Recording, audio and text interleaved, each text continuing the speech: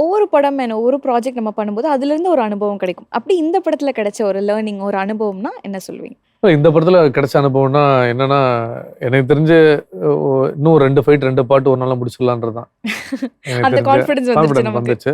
இந்த படம் மூலமா நான் எனக்கு கிடைச்ச விஷயம் என்னன்னா, ஒரு நல்ல ஒரு ஆக்ஷன் சப்ஜெக்ட் வந்து வர நேரத்துல தான் உங்களுக்கு வந்து சேரும்னு இருக்கு. இது நான் எப்போ வேணா பண்ணிக்கலாம். ஆனா டைம்னு ஒரு விஷயம் இருக்கு. நம்மகிட்ட வந்து இன்னும் சேர்க்கிற விஷயம் இருக்கு. இதுக்கப்புறம் தைரியமா நீங்க இறங்கி பண்ணலாம். அந்த டைரக்டரும் எப்படின்னா, ராம் பிரபாஸ் சார் எப்படின்னா, அவர் சொல்ற எல்லா படங்களும் ஆக்ஷன் பயங்கரமா இருக்கும். ஏன்னா ஒரு ₹180 ₹200 கொடுத்து ஒரு ஆடியன்ஸ் படம் பார்க்க வரானா, ஒண்ணு அதை நீ சிரிச்சு அனுப்பணும். ரொம்ப டஃப்பான விஷயம். எமோட் பண்ணி அனுப்புறது ரொம்ப ரொம்ப டஃப்.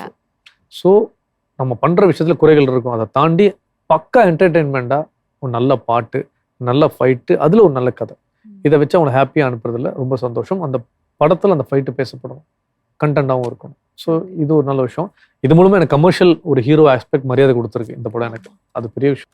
நிச்சயமா. அவ்வளோ சீக்கிரம் யாரும் கிடைச்சிடாது உண்மையால. அது எல்லாருமே படம் பார்த்தவங்க சொன்னா எனக்கு பயங்கர ஹாப்பியா இருந்துச்சு. அப்போ நம்ம கமர்ஷியலிஸ்ட்ல இருக்கோம். ஓகே, இதுக்கு தான் நம்ம ஓடிட்டு இருக்கோம். நான் இன்டர்வியூல உங்களுக்கு முன்னாடியே சொல்லியிருக்கேன் இல்லையா, நமக்குன்னு ஒரு பிஸ்னஸ் கிரியேட் ஆகணும். அந்த இடம் நம்ம தேடி ஓடிட்டு இருக்கோம். அது அவ்வளோ சுலபம் கிடையாது. ஸோ எனக்கு அந்த படம் இந்த அந்தஸ்து வாங்கி கொடுத்துருக்கு. அது நான் ரொம்ப கடமைப்பட்டிருக்கேன் டைரக்டருக்கும், ஃபைட் மாஸ்டருக்கும், இந்த ப்ரொடக்ஷனுக்கும்.